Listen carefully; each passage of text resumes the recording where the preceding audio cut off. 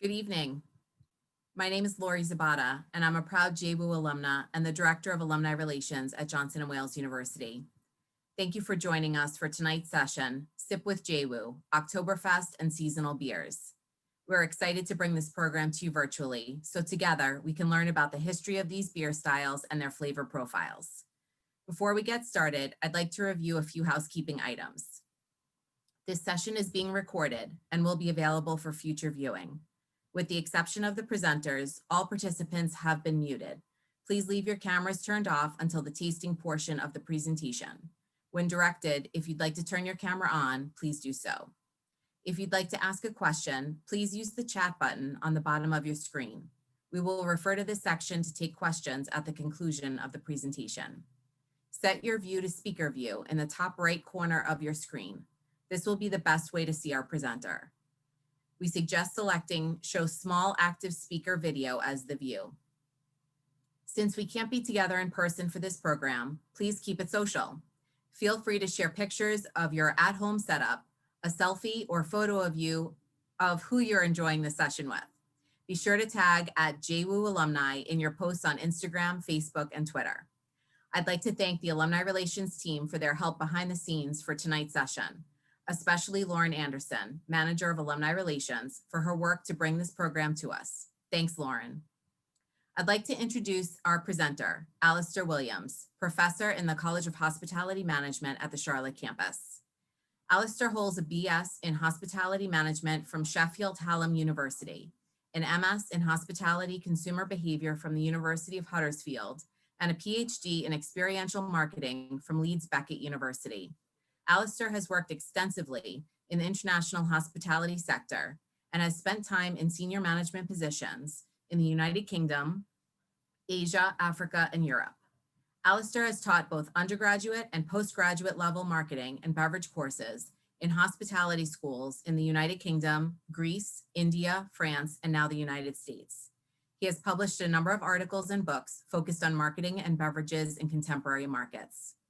Aleister is a member of the National Guild of Wine and Beer Judges, Society of Wine Educators, and is an active member of both the Carolina Brewmasters and the North Carolina Craft Brewers Guild, participating in many of their events and serving on their education committee. He's a certified specialist in spirits through the Society of Wine Educators and holds a Wine and Spirit Education Trust certificate.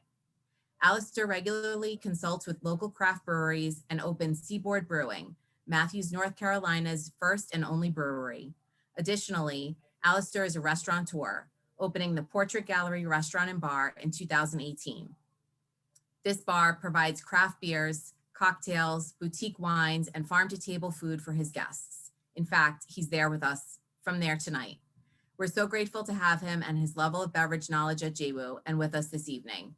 Please join me in welcoming Professor Alistair Williams.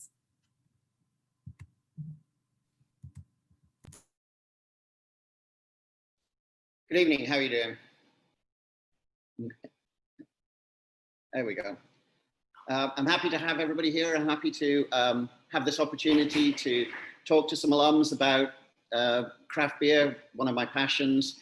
Over the next hour, my intention is really just to kind of introduce you to a little bit about European beer, a little bit about how that beer has been developed over essentially centuries, and then how it's been modified for the American market so that we can look at how seasonal impacts are impacting the American beer market.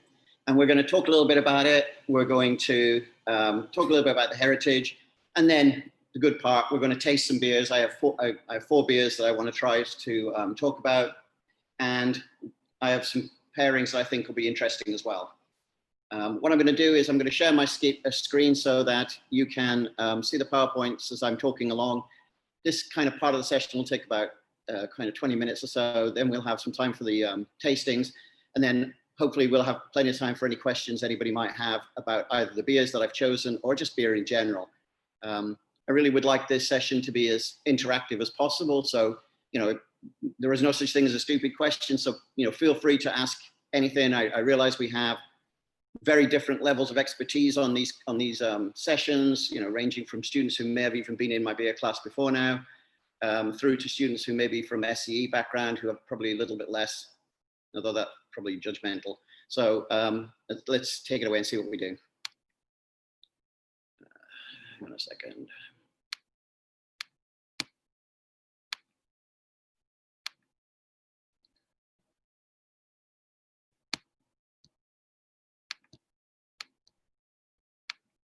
Here we go.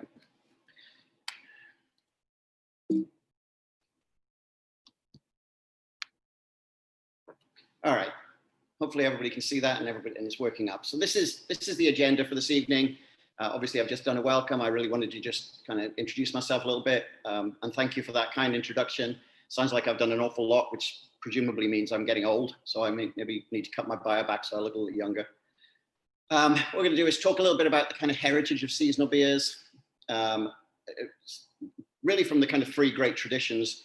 And when we talk about beer, we always talk about these kind of great traditions of beer. So we talk about the UK with its classic ales. We talk about continental Europe, and really we're meaning what is now contemporary Germany, Czech Republic.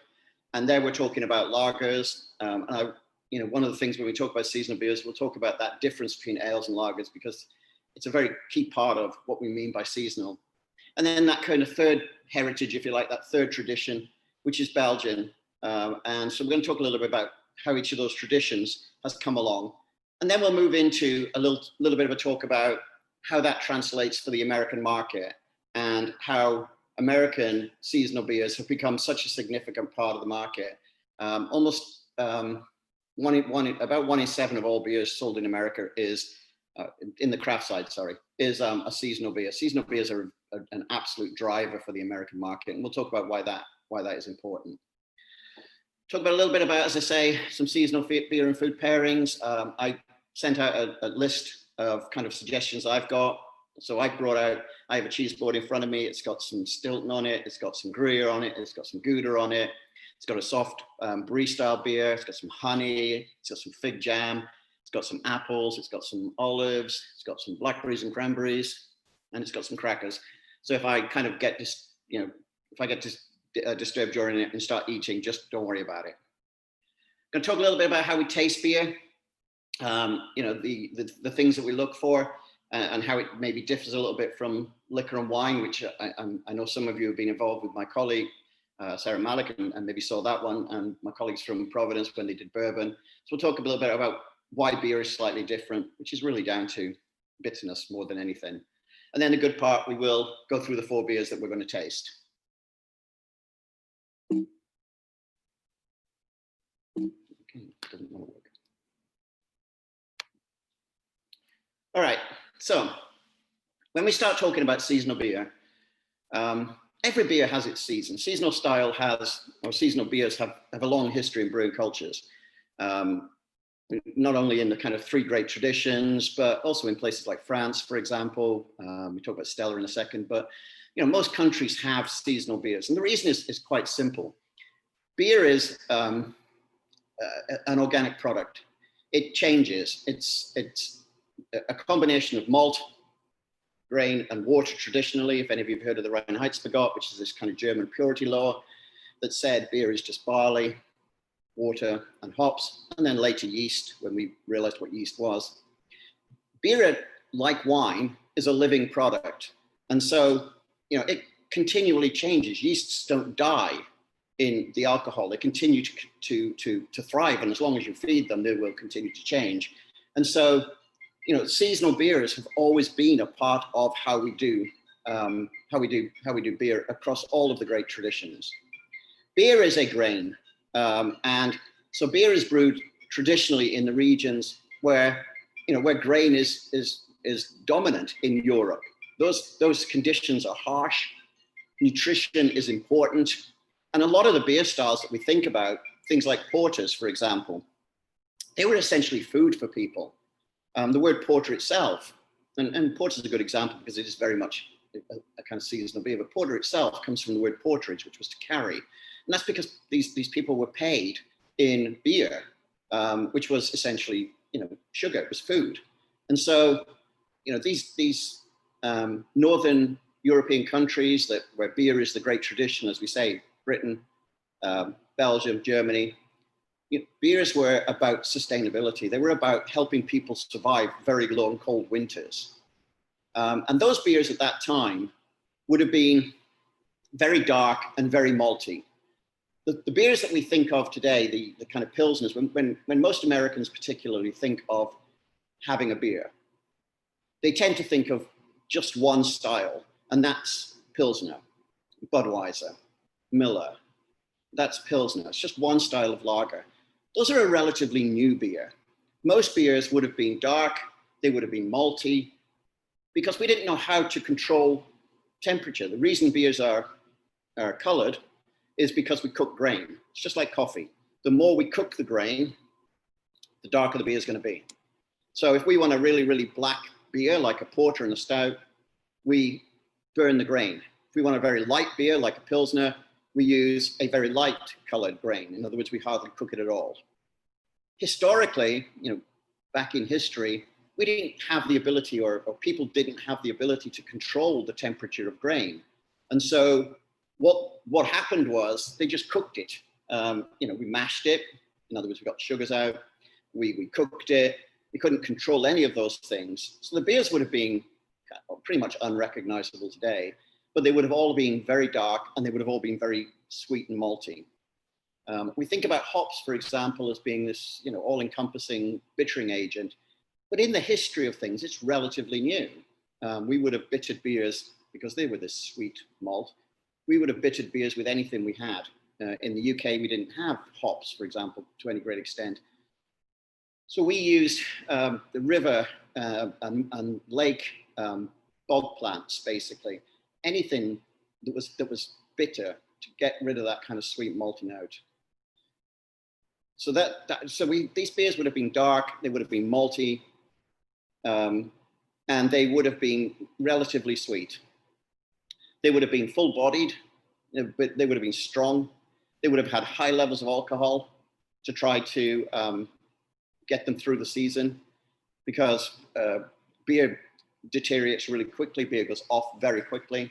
So the higher the alcohol, the less it's going to go off. That's the theory behind IPA, for example. That high hop level makes the beer last longer. So these beers would have been sweet, malty, big, alcoholic, and in certain cultures, not necessarily in the UK or Germany, but it's certainly in Belgium, they would have often included things like seasonal spices.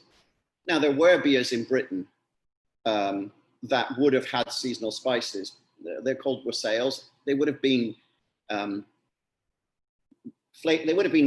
really based on ciders. Wassail was a cider. Wassailing was a ceremony we did to welcome the harvest for apples for cider.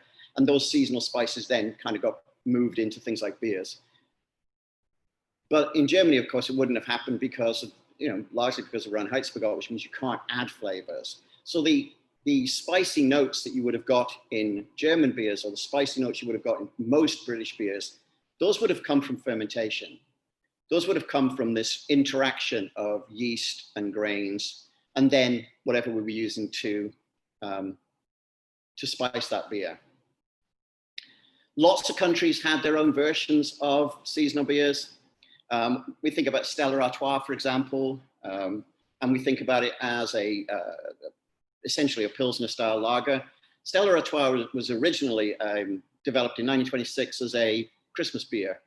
The beer was intended to commemorate Christmas, the Christmas star, that's where it comes from. So all of the countries would have had a style of beer that was seasonal, coming to this late season. And we're predominantly going to talk today about Oktoberfest and British beers, but we could have used Belgian just as easily, or we could have used one of the other cultures. But we're really going to focus on these two kind of classics, which is ale and lager.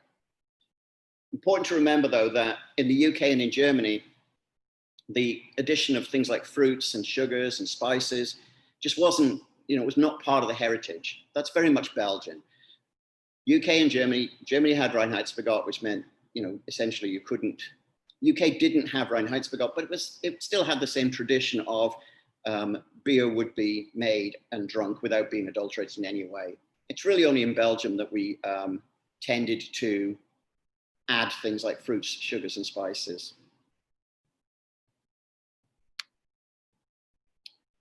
Let's talk about Oktoberfest, which is obviously one of, kind of where we are now. Well, the interesting thing about Oktoberfest, first of all, is that it actually takes place in September, not October.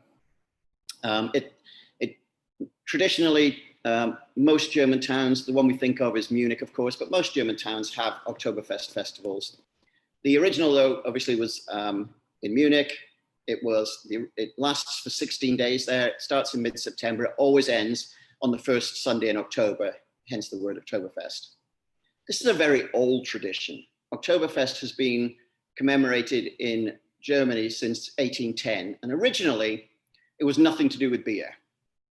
It was almost 10 years later that beer was introduced. Originally, this was an agricultural show and a horse race, which commemorated the wedding of Prince Ludwig of Bavaria and Princess Therese of Saxony. And as I say, it was a festival commemorating the wedding. It was largely, if you think about it, these were agrarian societies. This was a trade show, an agricultural show, and horse races. It wasn't until 1818 that the first beers were served at the Oktoberfest. And as I said, those beers would have been they would have been classic dark beers. They would have been lagers, and I'll talk a little bit about that in a second. They would have been lagers. It would have been a dark lager. What we would now call a dunkel. Dunkel just means dark lager. So these first beers back in 1818 would have been they would have looked nothing like what we think of as Oktoberfest beers now. These would have been dark. They would have looked like British ales. They would have been that dark, not darker. They would look like stouts and porters. And again, that's because we didn't have the ability to produce high quality grains of a very light color. We couldn't control temperature. It wasn't until much later, at the end of the 19th century, that Spartan introduced what we would now think of as Oktoberfest, what we would think of as a Marzen, let's put it that way. One of the reasons I just want to talk about, one of the key things in beer that some people don't know, there are only two types of beer, essentially. Beer is either an ale, as we would have in the UK, or a lager, as they would have in Germany. So these beers that are at the Oktoberfest, which is why we have the two styles we're doing today, because what we're doing today is ale and lager. These beers that would have been at Oktoberfest, these were lagers. And the reason that we think of Germany and lager is largely because of seasons. So in 1516, the Reinheitsgebot was introduced, and the Reinheitsgebot is known as the world's first kind of food purity law. It was a bunch of other things. It was about taxation and lots of other stuff as well, but it was very much about how you stop people adulterating beer. And as a result of the Reinheitsgebot, beer could only be made of three things. Barley, although obviously some rich families in Germany ignored that and still made it with wheat, otherwise we wouldn't have wheat beers, but theoretically, barley, water, hops, that was all could be used. We didn't know what yeast was. We just had no idea until much later. So those three things were what was made into beer. What people don't know is, or what people don't think about is, Germany is actually much colder and warmer than Britain. So in winter, Britain is surrounded by water. And so our heritage in Britain is ales. And the reason is, when these beers were being made, remember we had no idea about yeast. So when these beers were being made, you had this big pot of sweet malt, sweet grain, basically sugary pre-beer. And we didn't put yeast into it. It was whatever was flying around in the air. Yeasts weren't known about, they weren't captured or anything like that. So they were just floating in the air. And in Britain is surrounded by water, so it's warmer. It stays cool in summer and it stays warm in winter. The temperatures are not dramatic because of the water. Big bodies of water help control moderate temperature. Germany, particularly if you're looking at Bavaria and Bohemia, are land masses. And so they get continental influence. Most of their influences are from the land, not from the water, which means that Germany is much, much colder, that area of Germany. It's much, much colder in winter and much, much warmer in summer. So what happened was beer spoiled. So beer that was made in June, for example, when the temperatures were warm, it spoiled and people were getting poisoned. And so in 1556, the authorities in Germany determined that no brewing would take place in the summer. Beer could only be made between the end of March and the beginning of between October and March. So beer could only be brewed in cold weather to stop people getting poisoned. So there was no beer made in the summer in Germany. In England, we made beer all year round, in Britain. But our yeasts lived in that kind of cooler, that kind of warmer temperature, and therefore made ales. The yeast is called Saccharomyces cerevisiae, and it's an ale yeast, and it makes ales. In Germany, they didn't allow brewing in the summer, so there was no Saccharomyces cerevisiae around. There was a different form of Saccharomyces, which was almost a hybrid, that lives in colder temperatures. And so beer in Germany was brewed in the winter and became essentially lager because it was a lager yeast. Beer in Britain was brewed all year round, but we only had ale yeasts. So the heritage of British beer is ale, and the heritage of German stroke continental, we talk about Czech Republic, really Bohemian Bavaria, is lager. So other than wheat, there's no real ales in Germany. There wasn't after the kind of mid-16th century. And there's never been a history of lager in Britain. So if you've ever had a Sam Smith's lager, it's not original because Britain doesn't make any lagers, never has. All of our lagers, when I was growing up, all of our lagers were brought in from outside, Australia, Denmark, France, Belgium. We have no heritage of making.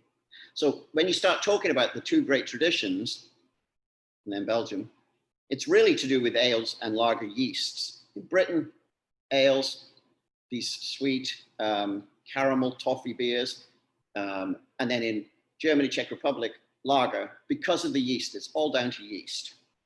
And so these beers at the Oktoberfest, they would have been lagers because there was no ale by that time, other than the wheats. But these would have been lagers.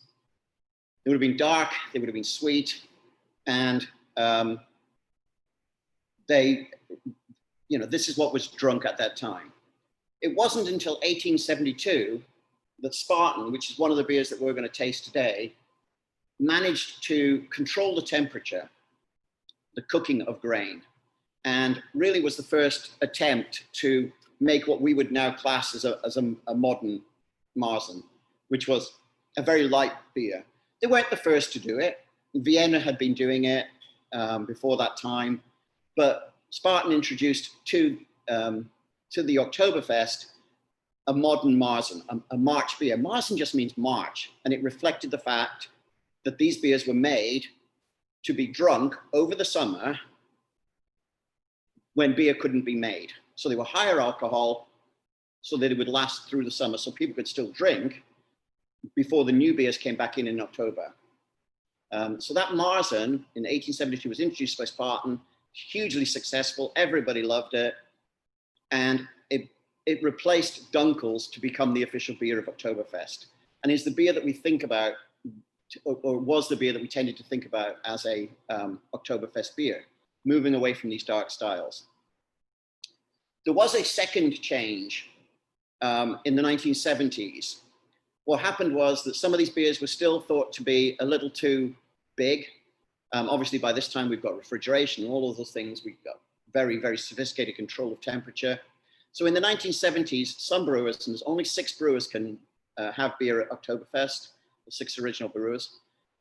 One of those brewers, well, actually a couple of those brewers brought what's now called Fest beer. It was more golden, it was easier to drink, it was a little less alcohol, and it began to replace the modern Marzen that Spartan had introduced. By the 1990s, all of that beer at the Oktoberfest was Fest beer. And Marzen in the mid-1990s was officially replaced by Fest beer. So over the history of the Oktoberfest, you've essentially had three different types of beer. You had the original dark lagers, these dunkels, replaced by Marzens, which were lighter, used a Munich malt, a little bit cleaner. And then what is now the Oktoberfest beer, which is a fest beer and is the only beer drunk on the Weizen. The Weizen is the playgrounds for the fairgrounds and everything. If you see the picture, that picture's the Weizen, it's the fairgrounds. And so today's beer is not how we would think of a traditional Marzen. It's a fest beer, and it replaced the Oktoberfest. And so the history of the Oktoberfest is an interesting one, but there's been a lot of changes during that history. But as I say, every season has its beers, because if you think about it, just like red wine, white wine, just like different liquors, we tend to think about different beers for different times of the year. So if we think about the spring, we think about bocks, we think about lambics, which were originally, these are high alcohol. Well, bocks are very high, lambic are very low, but fruited, or often fruited. We think about these beers, they're produced in the winter. They were produced for drinking during Lent and during Easter. Then we get to the summer and we think about the kind of styles of beer that we have there. Saisons, Pilsners, wheat beers are obviously very popular for the summer.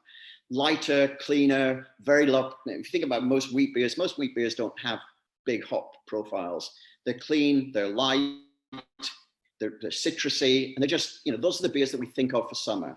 As we head into the fall, we start thinking about the hop harvest. Remember, hops are an agricultural product. They're essentially a forest plant that we harvest at this time of the year. The harvest was a few weeks ago up in Yakima.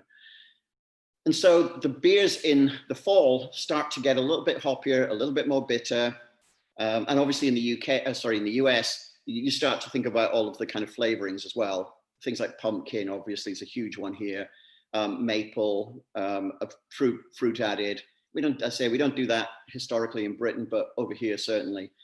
In Europe, it tends to be a bit more about the abundance of hops. And so we start making those beers just a little bit more bitter and a little bit less clean. And then we get into winter and we go back again to that talk I mentioned a moment ago, where, these areas were cold and wet and pretty grim. And if you're living in that kind of area, you really want a big malty beer with lots of characteristics, lots of complexity, things like dark fruits and cherries, and you'll taste that in both of the ales we have in a few minutes. But again, remember, those come from the interaction of yeast with grain. Historically, traditionally, the black cherry that we get, the sweetness that we get, the honey notes that we get, all of that is just yeast interacting with grain. It's not added. So when we say, oh, I get a big note of raisin, or I get a big note of chocolate, there's none of that in there. This is just the interaction of grain and yeast.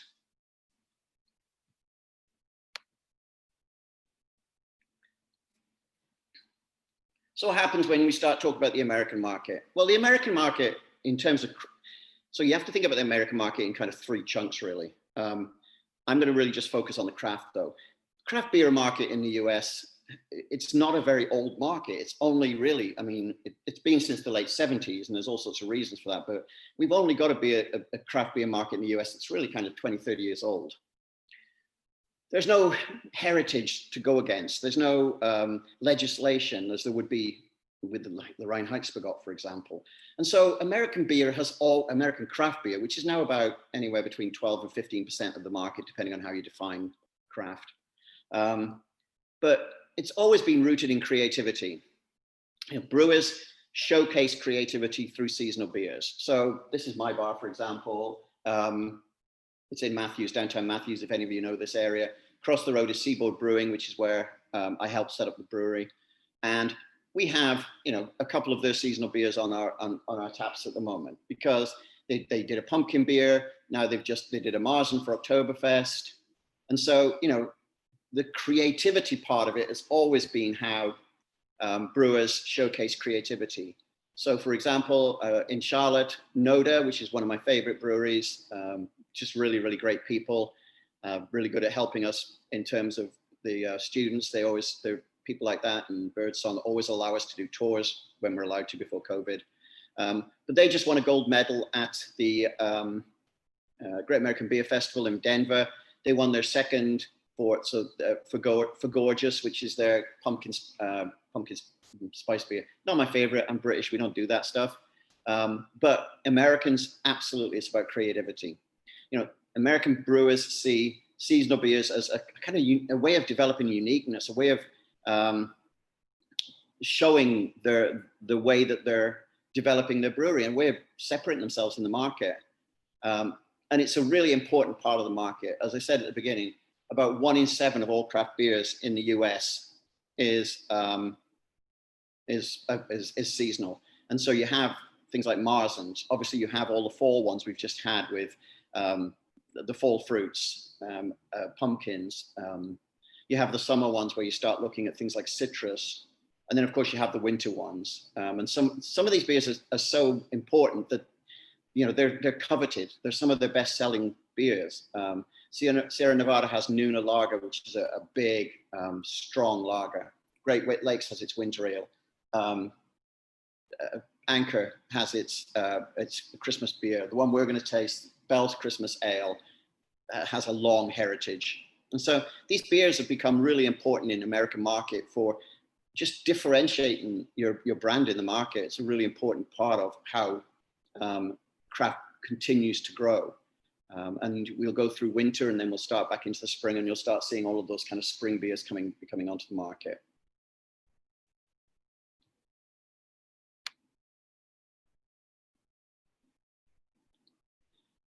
I think it's important. The reason I wanted to do the pairings, and this is just showing you what I've got. So I've got my cheese board down there. There you go.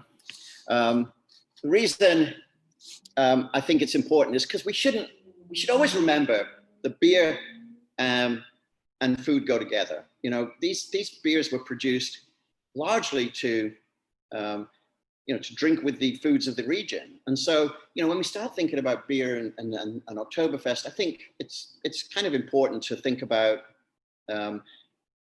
what foods go with these. And so what I did was I put out, when I sent out the invite, or when we set this up, I said, look, I think these are good pairings. I think the Spartan Oktoberfest is a classic. That's Spartan, as I say, one of the 6 breweries that's allowed to be at Oktoberfest. And it's a classic, what is now a fest beer. This Oktoberfest, obviously.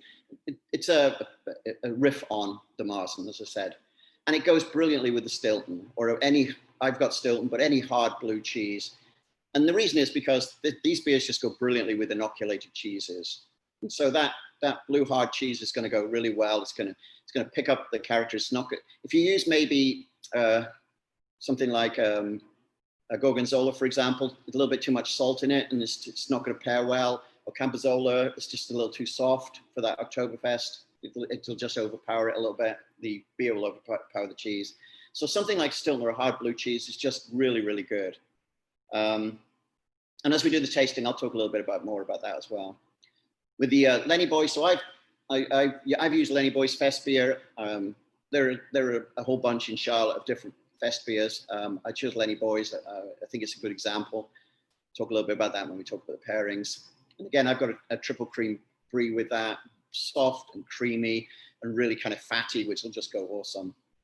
The other beer we have is Sam Smith's Winter Welcome. Sam Smith's is a brewery up in north of England. I'll talk a little bit about that as I do the tasting. And for that one, I'm using an aged Gouda, the Bell's Christmas. And again, because of the nuttiness and the malt and all of those things. The Bell's Christmas, very similar. I have a 2-year-old Gruyere for that. And on my plate, I've got some honey, some olives, some fig jam, and some blueberries and cranberries. Blackberries and cranberries. So, anyway, we'll talk a little bit about that as we do the tasting.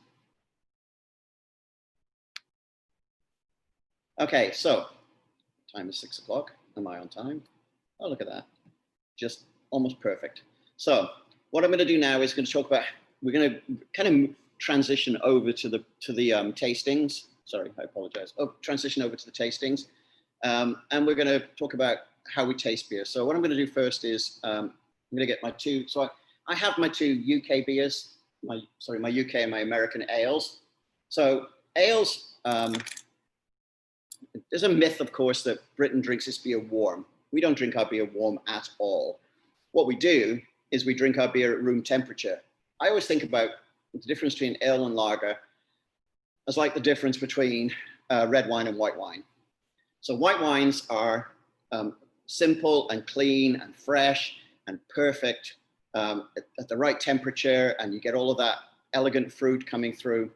And then red wines need to be that warmer because they're just more complex. There's just a lot more going on in the glass because you've also got the effects of barrel aging and all of that kind of stuff going on. I think ales and lagers are the same. Lagers are simple and clean and sharp and crisp and absolutely delicious if they're kept cold.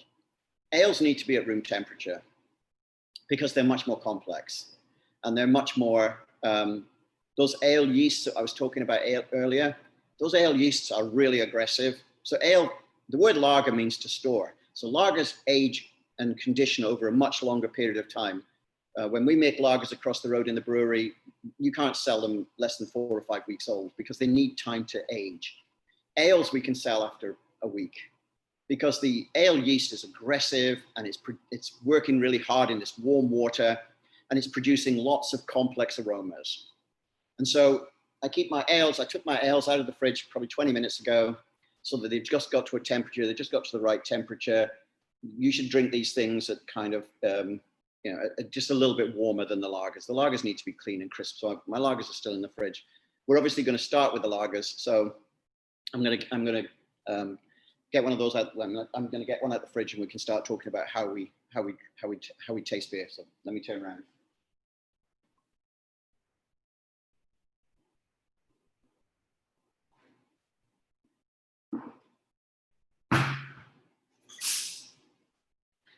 Okay, this isn't actually one of my beers.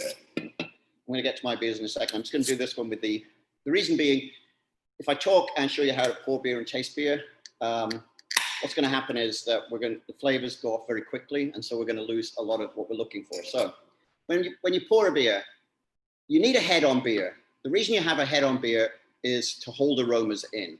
So as you're pouring, you want to basically just pour down the glass. And then as you get about halfway, then start to pour down the middle of the drink to get the head on it. And that way, it should stop right at the top. So there. This is Sierra Nevada's hazy little IPA. It's, as I say, I'm doing this one really to talk about how we pour beers. So what are we looking for? Why is this different to, for example,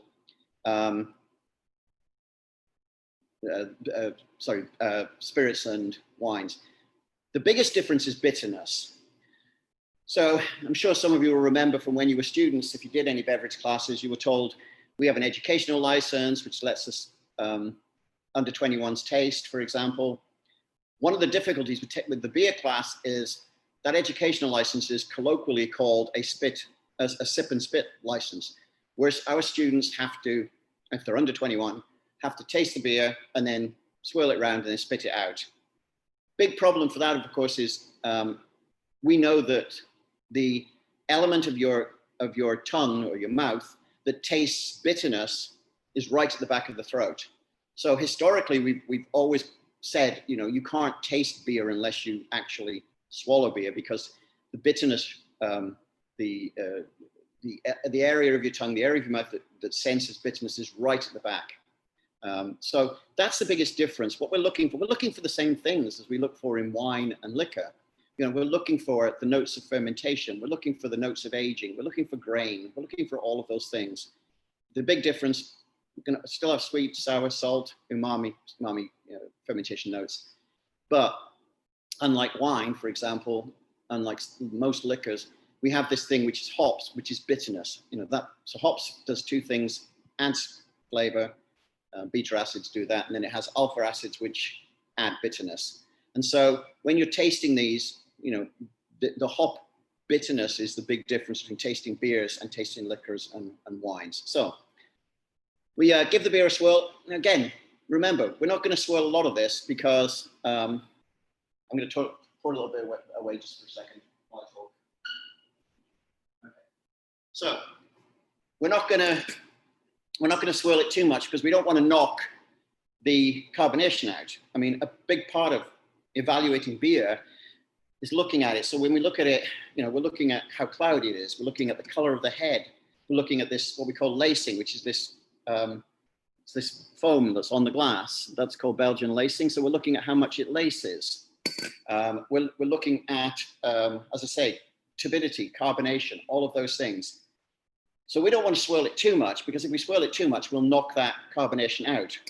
But we do need to give it a swirl to just get those molecules moving a little bit. And then we're going to bring it up and we're going to smell it. And you really want to give it, again, big difference between liquor. You don't breathe in heavy with liquor because it burns your nostrils. This stuff's not going to burn your nostrils. It's what, 6-7% alcohol. So you can put your nose in and really breathe it down. Do the same thing with your mouth open. And then just through your mouth, because it's all connected. Aerate it again if you need to. Oh, I love Sierra Nevada Hazy IPA. It's a great beer. I know it's not what we're doing today, but my God, it's such a good beer. Anyway, so we've got, you know, in here I've got some great aromas, but I'm not going to complex it. I'm just showing you how to do it. So that's what we do when we nose. That's what you're going to be doing when we do these 4 beers. Then we taste it.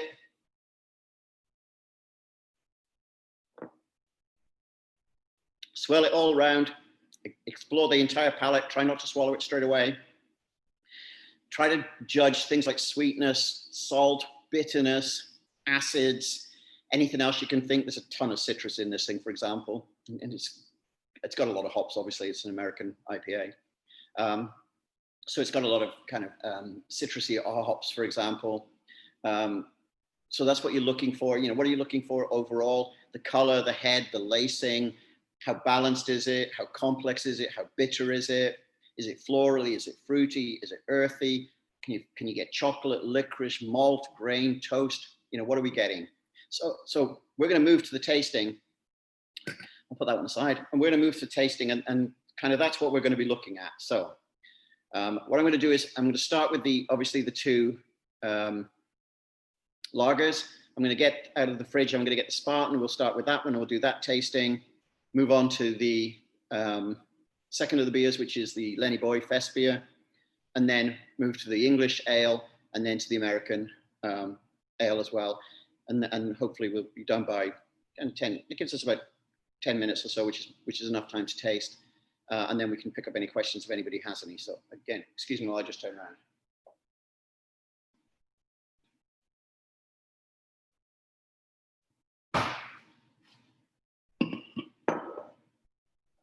So this is my Spartan. This is Spartan Oktoberfest. So this is from Spartan Brewery. This is a very old brewery. This dates back to turn of the 15th century, so about 1400. There's been a brewery on this site since then. Changed hands, changed families, all that sort of thing. I'm only going to fill mine about halfway because I want to be able to taste it. So this Spartan Oktoberfest beer. The style of this beer, this is what's called an Urmazen. In German beers just means original. So this means this is a classic original Oktoberfest beer. As I say, one of the 6 breweries that's allowed to produce. The hops in here are all classic German hops. These are mostly Hallertau. They did translate some of that over to a hop called Hersbrucker, which is a kind of Hallertau. It's still from Hallertau, but it's a bit more weather resistant, a bit better than the original Hallertau. Pilsner malts, Vienna malts, Munich malts. So what you've got in here is the Pilsner malts for the body and the texture, the Vienna malts for a little bit of caramel, and then the Munich are going to give it its color. But so it's just a classic. Sparklingly clear. Lagers are always crystal clear. So this is sparklingly clear, golden amber, almost bronze, a creamy white head on it, very, very small bubbles. Again, classic with lager, continual carbonation just coming through from the bottom of this glass. It's the head actually lasts well. If you think about a Pilsner, where the head disappears very quickly. This has got a longer lasting head. It will still dissipate pretty quickly. It'll just cling to the side of the glass, and that's due to nucleation. but it has a reasonable head on it. If you pour it the way I poured the first one, you're going to get about an inch of a head on the beginning, and then over about 5 minutes, that'll dissipate to this. Lots of active carbonation. If you pick it up and look at it, you can see all of those bubbles just continually, developing and rising to the top. That's one of the reasons a lot of people don't like beer, is because as those bubbles are rising to the top, they have lipids attached to them, proteins, part of which is hops. And so the first taste you have of beer is one of the most bitter ones. So when you first taste beer, that's why it's bitter when you first taste it. As it gets further down the glass, there's less of those hop nucleation, hop lipids, hop proteins to rise with the carbonation. So they become less bitter. It's not that you're getting used to it, it's just that the hops aren't as active, essentially. And so when you first taste this, you're definitely going to get some hops, but not aggressive. These are German terroir hops. They're about aroma. There's a little bit of bitterness, but this is not a big bitter American IPA. So when you smell it, it's just, it smells of bread, or it should. It's bready, it's slightly citrus, very light. A little bit of floral notes from those hops. A little bit woody. There's some kind of wood notes from the hops again, and from a little bit from the grain. And then you've got that bread note and that candied malt from this cooked grain. It's floral. The herbs, I get a little bit of lavender, a little bit of verbena on the herb profile, but it's just a really complex. I mean, this is not a Pilsner, it's still clean, it's still crisp, it's still sharp, and it's still going to have all of those characteristics, but it's got a ton of complexity on that malt and on those hop profiles, and it's just coming through really kind of aggressively. And then you're going to taste it.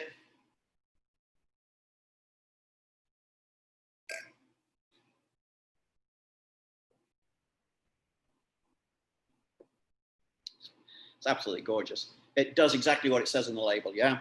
It's toasty, it's bready, lots of caramel malt, a little bit of kind of delicate lemon on it, maybe even a little bit of thyme. It's clean, it's crisp, it's dry, it's rounded, and it's really toasty with that malt, yeah? It's just it's a great Oktoberfest beer. It's just malty and crisp and clean. It's perfect for this time of year. You have to remember, I'm in Charlotte, so it's currently about 75 out there. It's been a beautiful, beautiful day. And again, tomorrow we're supposed to have 80 degrees, which I'm happy about because I have a patio that's beautiful, but I need people to be sitting out there in the sunshine. So this is just a perfect beer for this time of year in Charlotte. What would you pair it with? Well, classically, things like bockwurst, which is a veal and pork sausage, for example, because it's delicate. Things like red cabbage. If you wanted to go sweet, you could do something like a cinnamon pretzel, for example, would be great with this. I've paired it with a blue cheese, and I paired it with this Stilton. And again, I use Stilton because it's harder, but it's got that penicillin in it. Anything that's inoculated with kind of penicillin Roquefort or something like that would be perfect. As I say, don't use Gorgonzola, it's too salty. Don't use Cambozola, it's just going to get buried by the beer. But if you taste that cheese and then go back to the beer, it's ridiculously good. And put a bit of honey on it, on the cheese.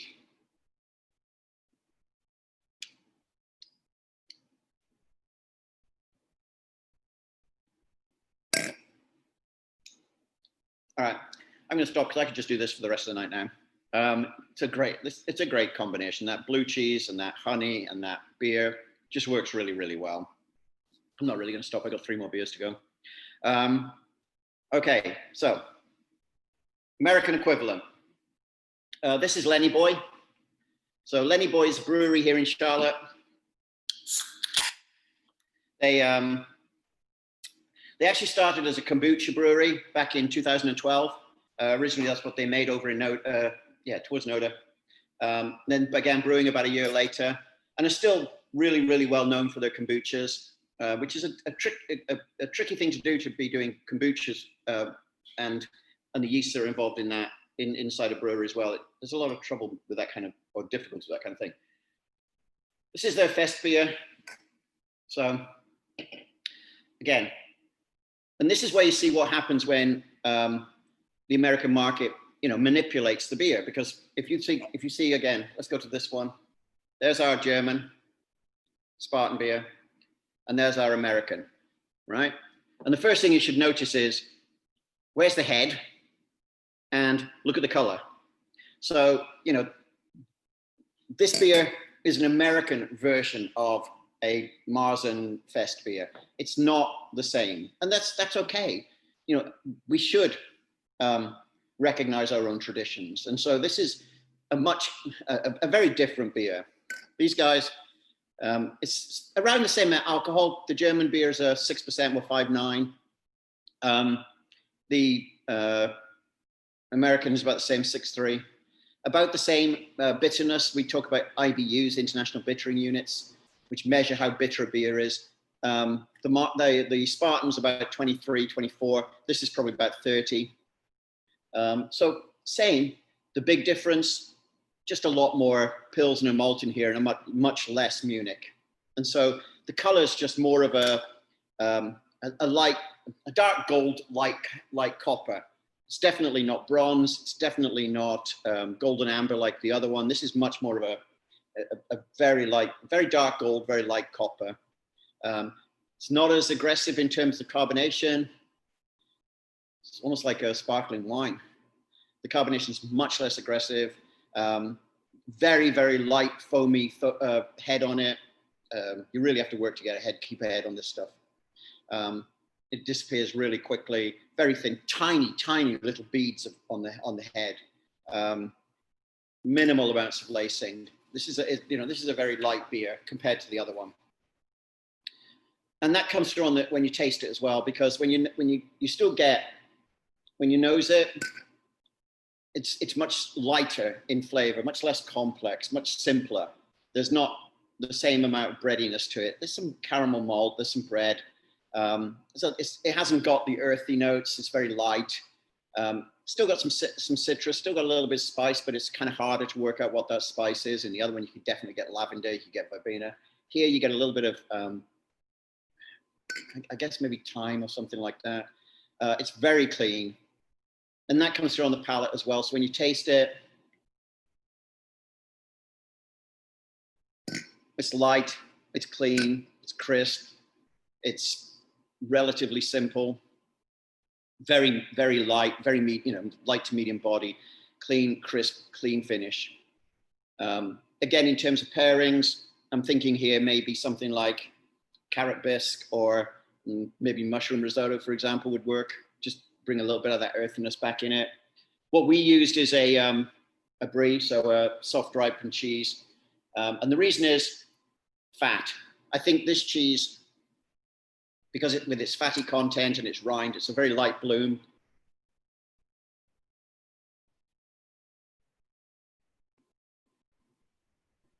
It's just going to clean up that a little bit. It's going to go well with that very light citrusy beer.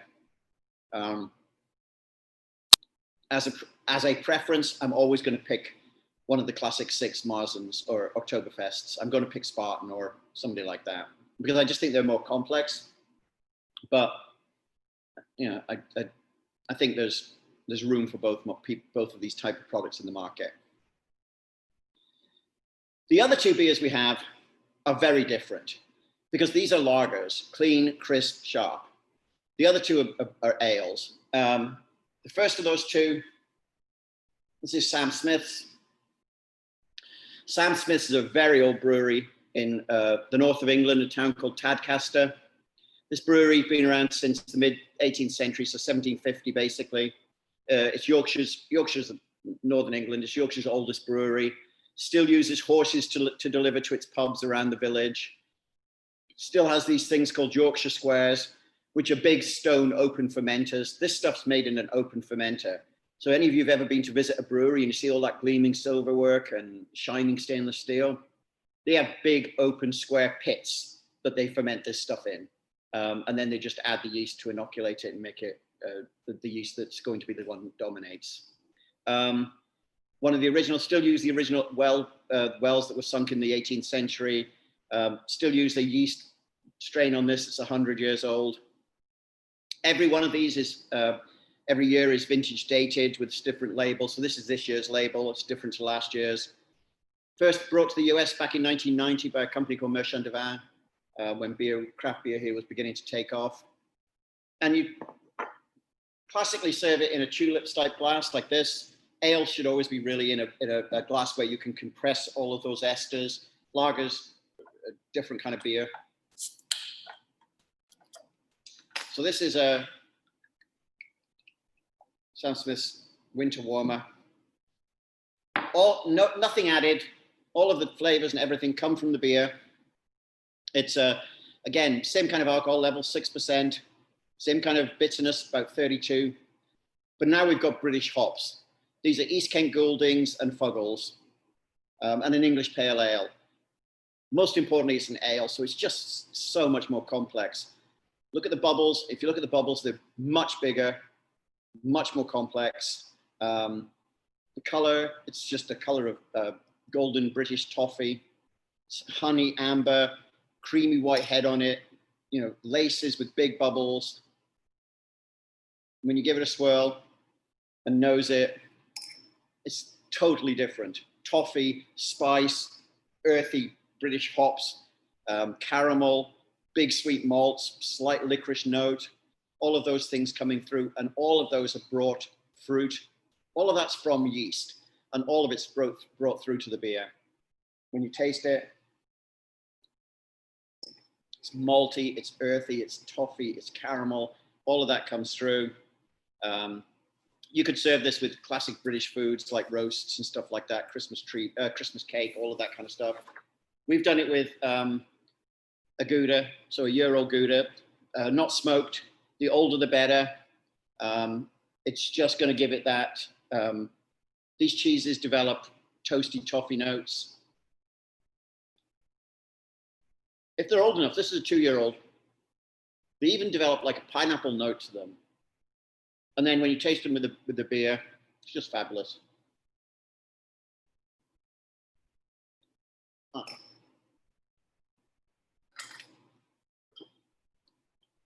And then lastly,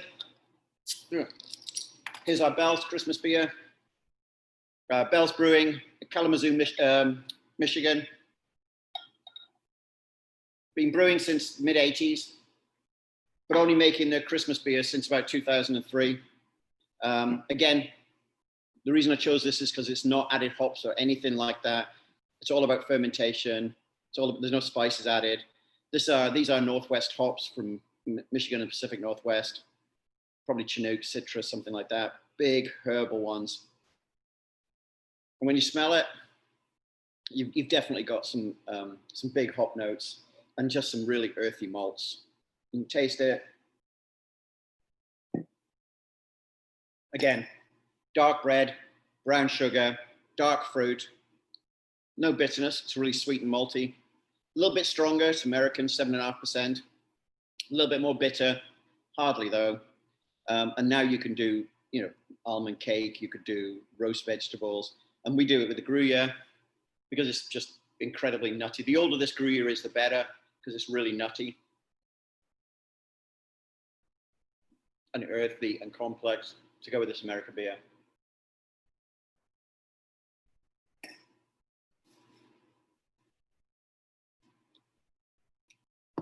Oh, there you go.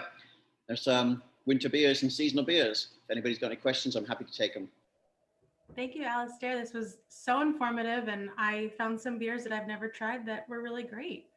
Thank you. We have a few questions coming from our chat, so I wanted to give some time for those. I know we are at 6:30, but if people are able to stay on, that would be great.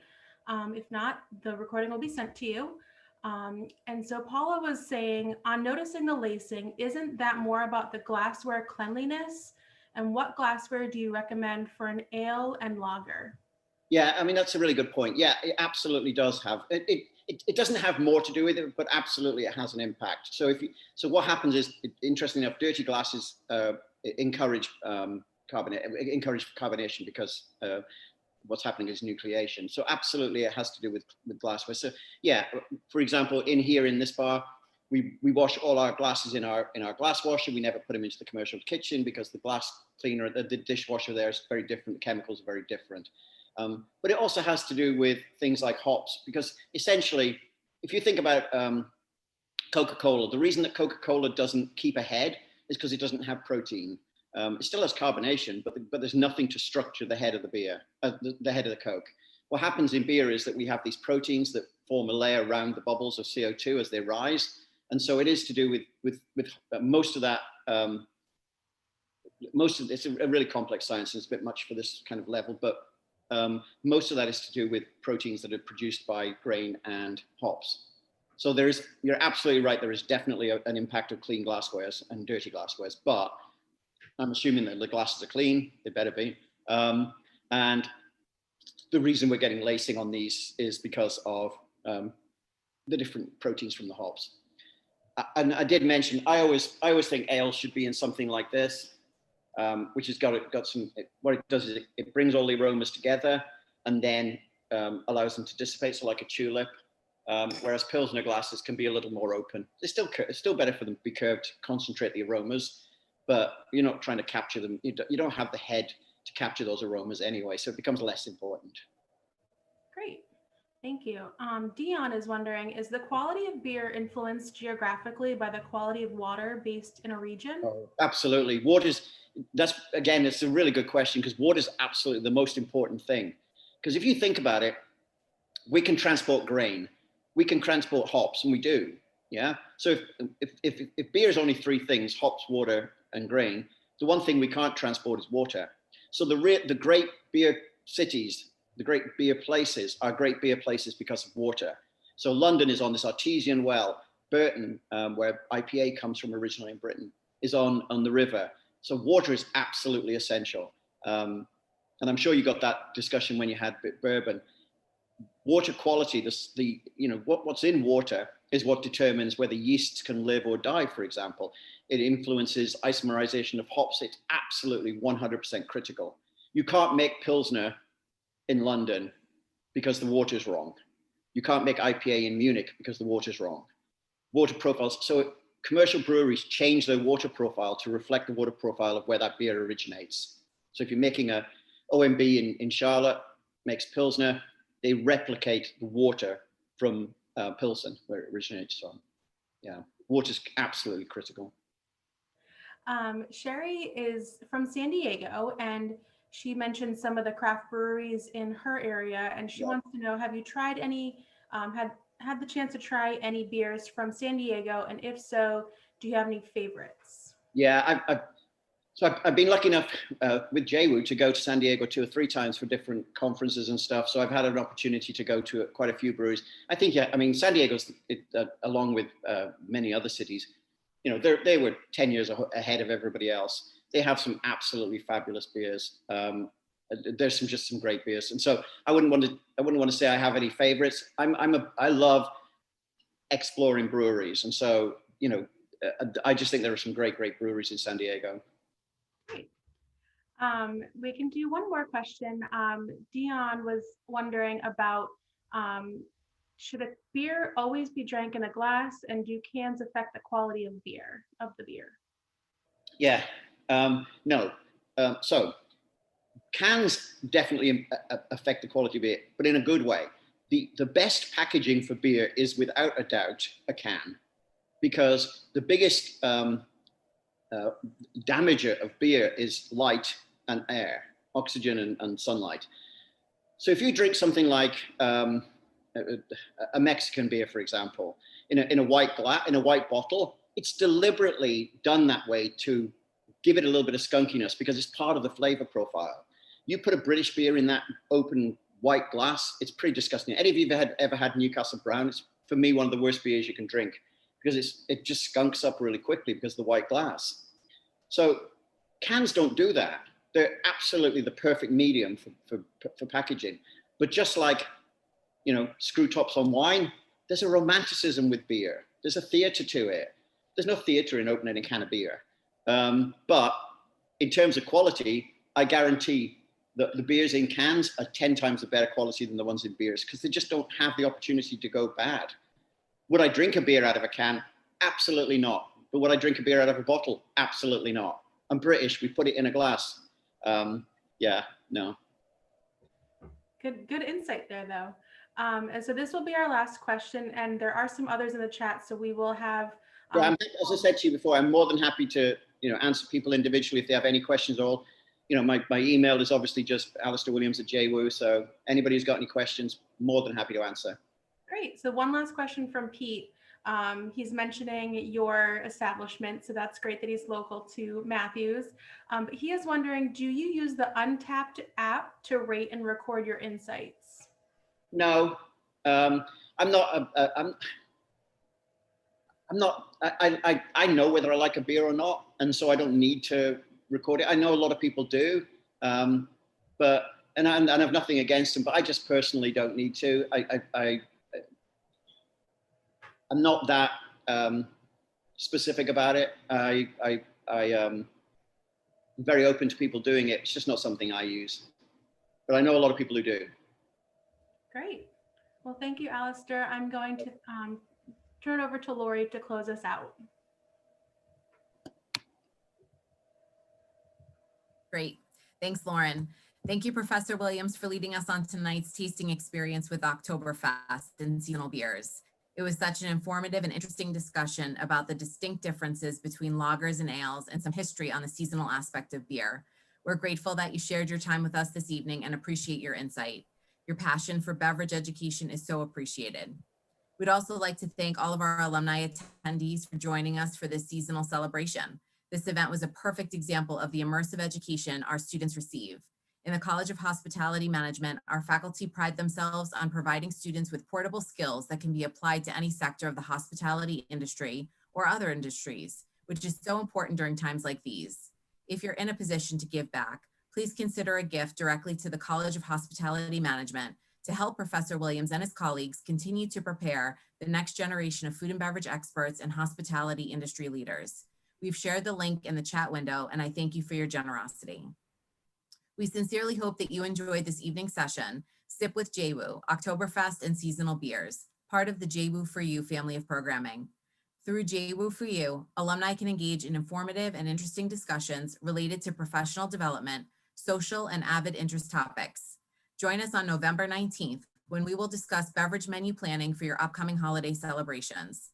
Associate Professor, Department Chair, and JWU alum Michael Sabatoni will guide the conversation, and as always, there will be a tasting component.